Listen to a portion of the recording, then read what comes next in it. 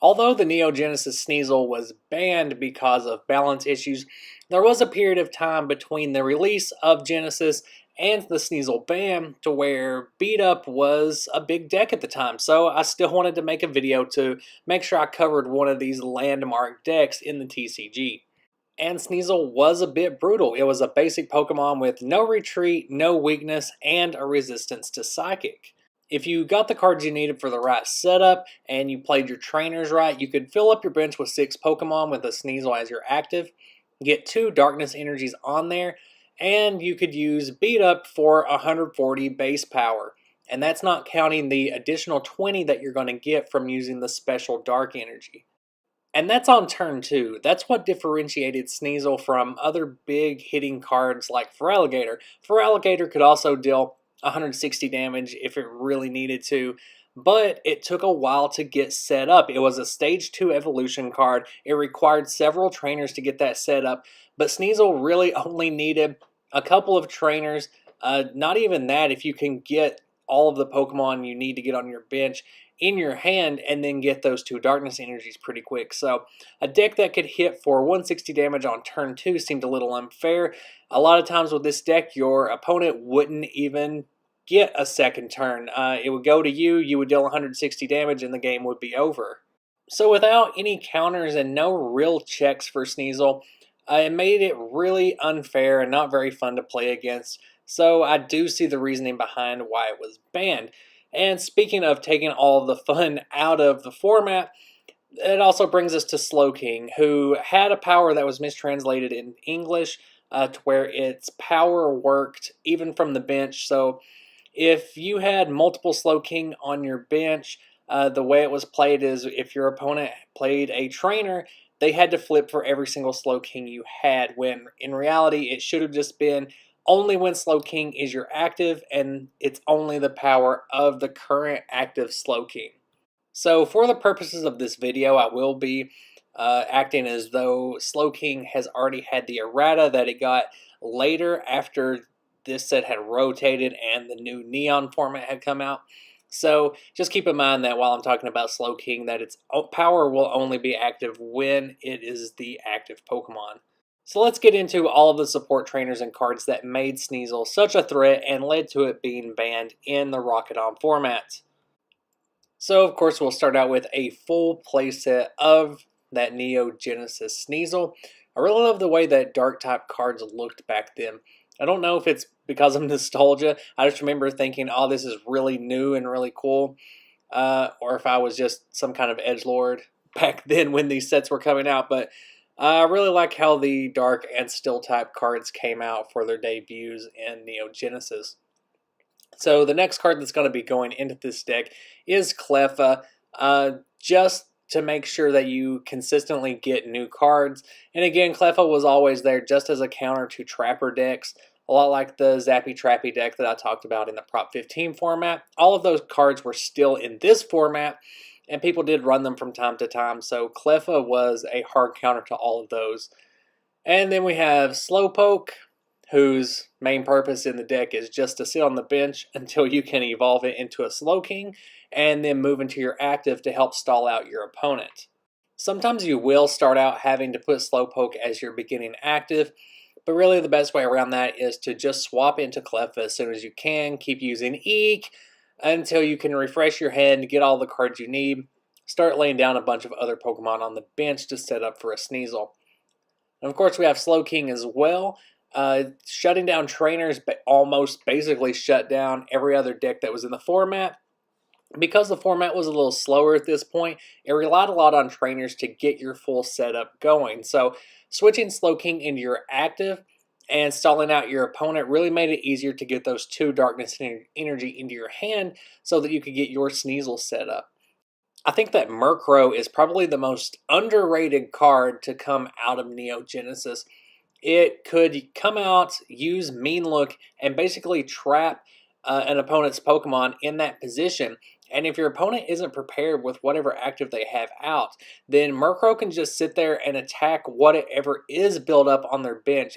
It could use Feint Attack on a built-up Pokemon on your opponent's bench over and over again until it's knocked out, and keep doing that until your opponent can either Warp Point or Double Gust something new out as they're active. Focus Band works really great attaching to Sneasel or Murkrow because they have such low HP. Focus Band on either of these works really well because they both have free retreat, no weaknesses, really great basics. So the chance to save them from an OHKO really helps out this deck, lets you utilize all of those strengths. Energy charges in this deck because it also applies to special energy cards as well as basic. So if your dark energy end up in the discard, you have a chance to get them back using energy charge. Energy charge can be pretty critical for any deck that uses metal energy, darkness energy, recycle energy, which is a lot in the Rocket Hunt format. Warp Point is in here. I prefer it over Double Gust for this deck because it's letting you bring out the Pokemon that you want to be your active, because it will matter a lot whether you have a Sneasel, Murkrow, or Slowking as your active. You don't want to have to switch into one that you're not really wanting, even though most of them do have free retreat. You don't want to be stuck with a Slowking as your active since it has 3 retreat costs. However, a lot of decks would run 2 Warp Point, 2 Double Gust, so that you could use them situationally.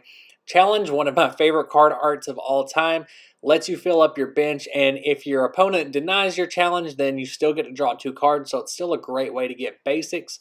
Goop Gas Attacks lets you shut down other decks that are reliant on Poke Powers. That's going to be your Feraligators, your Typhlosions, that really rely on those powers to get set up and to hit you really hard early on in the game. Sneasel decks are all about outspeeding and getting that 160 damage on turn 2.